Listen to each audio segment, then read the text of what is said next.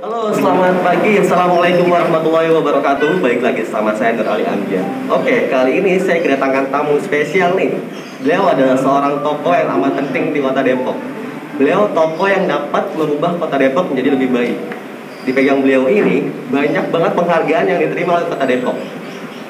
Contohnya kayak Kota Depok itu menerima penghargaan satu tingkat internasional, 47 tingkat nasional, ada 34 tingkat provinsi dan 10 lembaga lainnya. Yang paling menarik adalah satu penghargaan tingkat Adipura itu di tahun 2017. Boleh Bapak Muhammad Rinis dijelaskan bagaimana Kota Depok bisa menerima penghargaan Adipura itu? Ya, terima kasih. 2017 memang Kota Depok sempat dilirik oleh pemerintah pusat sebagai salah satu kota yang menjalankan ketentuan-ketentuan penilaian Adipura. Waktu itu memang nilainya masih sekitar 73 dengan kriteria tertentu ya, berbagai kriteria. Nah, ketika itu Kota Depok mendapat nilai 73,6 kalau tidak salah. Nah, sehingga Kota Depok mendapatkan penghargaan sesuai dengan nilai dan ketentuannya. Yang memang sebelumnya juga sudah sempat wawancara sebelum mendapatkan Adipura itu, wali kotanya ini benar-benar paham nggak tentang masalah kota bersih atau tidak dengan Adipura.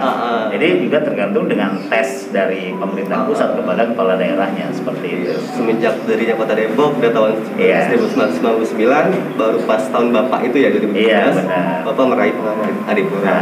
Nah, yang pertanyaan kedua nih, saya mau nanya mengenai janji kampanye Bapak yang Bapak akan membuat 5.000 startup dan 1.000 perempuan pengusaha itu. Bisa tolong dijelaskan Pak seperti apa?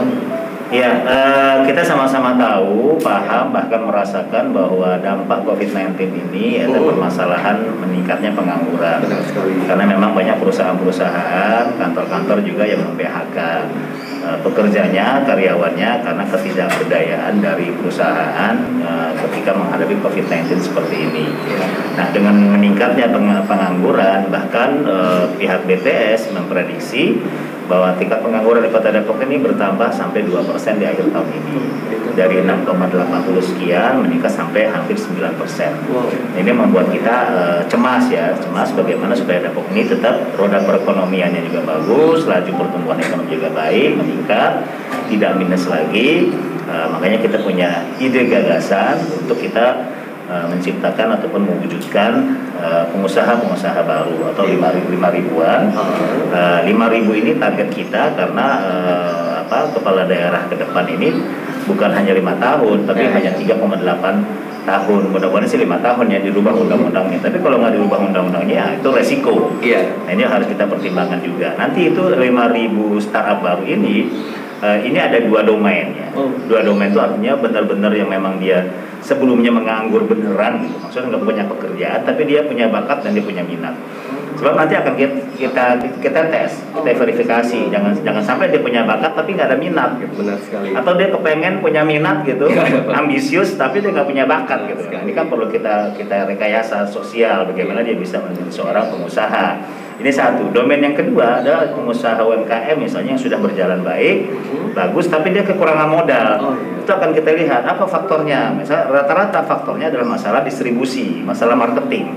Nah, marketing ini juga banyak persoalannya. Kenapa dia sampai anjlok dalam marketing? Nah, ternyata misalnya hanya sekedar pengemasan atau packagingnya gitu. Nanti akan kita lakukan pelatihan keterampilan seperti ini. Bahkan kita carikan modal nanti. Kalau kita sediakan modal, kita akan dampingi. Gitu. Targetnya bagi anak-anak yang memang tadinya nggak bekerja ataupun UMKM ini basisnya RW, basisnya per RW nanti. Ketika RW misalnya Mas, siapa namanya Mas? Mas Ali misalnya di RW 01, ini 011 ya, 011 itu misalnya.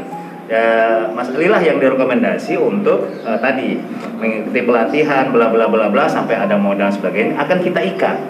Kalau dananya dari APBD akan kita ikat Mas Ali kalau sudah berhasil sebagai entrepreneur startup baru. Nah, nanti Ali terikat dengan kerja-kerja di RW, jangan kabur gitu loh. Jadi Ali nanti akan kita minta menjadi duta entrepreneur di RW tersebut. Artinya tahun depan Ali dengan suksesnya dia harus transfer ilmunya, pengalamannya, kebolehannya khususnya kepada teman-teman yang lain, sehingga sistem stelsel entrepreneurship ini bisa berjalan gitu. Jadi nggak siksa sendirian, kita ingin sukses bersama kita sukses. Nah, ini kan sangat bagus sekali ya program yang Bapak akan canangkan nih Pak. Kalau boleh tahu bagaimana nanti tolak ukurnya program itu berhasil dengan baik Pak? Tolak ukurnya itu seperti apa? Ya, tolak ukurnya bagaimana ketika misalnya dari sisi keuntungan keuntungan dalam entrepreneurship. Misalnya kita kasih modal 100 juta ya, berarti kan kalau untung paling enggak 50% kan ada untung gitu. Keberhasilannya seperti itu. Jadi benar-benar sudah nanti ketika kita lepas kan kita dampingi, kita kawal kan pertama kali. Satu kelurahan itu satu instruktur. Satu kelurahan targetnya satu produk unggulan di kelurahan tersebut ya. One village one product. Nah, ini yang akan kita kembangkan. Ya, keberhasilannya itu tadi dia sudah menjadi benar-benar entrepreneur dan kita bisa lepas dia. Bahkan dia komitmen dan konsisten tadi menjalankan janjinya untuk menjadi duta entrepreneur di kampungnya sendiri gitu. Jangan dia sukses terus pergi ke Malaysia gitu. Usaha sendiri jangan gitu. Nggak hidup nanti. Bagus sekali program yang akan Bapak canangkan seperti ini. Ya. Yang kedua nih Pak, saya kan mau tanya mengenai Bapak ada janji kampanye tentang pusat olahraga dan UMKM tuh Pak. Ya. Nah, itu seperti apa sih Pak? Ya, pusat olahraga UMKM tentunya nanti dalam RPJMD kita akan tentukan secara definitif.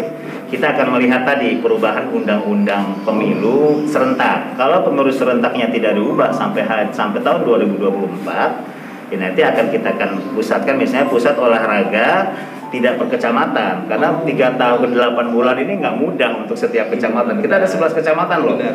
Ya kan, ini nggak mudah gitu. Ya, artinya nanti akan kita bisa bikin zona, misalnya zona barat, timur, atau kita tambah utara, selatan. Makanya kita tidak mengikat di janji kampanye dengan nominalnya. Oh, iya. Tapi yang ketiga kita akan punya pusat olahraga. Apakah kita bikin pusat olahraga di sekota Depok sehingga orang bisa semua memanfaatkan siapa saja, atau nanti per zona barat dan timur, selatan, utara dan sebagainya. Demikian juga pusat UMKM. Pusat UMKM ini akan kita lihat kemampuan dari si zona. Misalnya zona utara dia bukan kuliner tapi fashion. Yang Citayam ini akan kita kembangkan. Misalnya Cipayung itu akan kita kembangkan kerajinan fashion ini. Nah, ternyata di bagian barat ini rata-rata kuliner. Gitu. Ini kan beda-beda.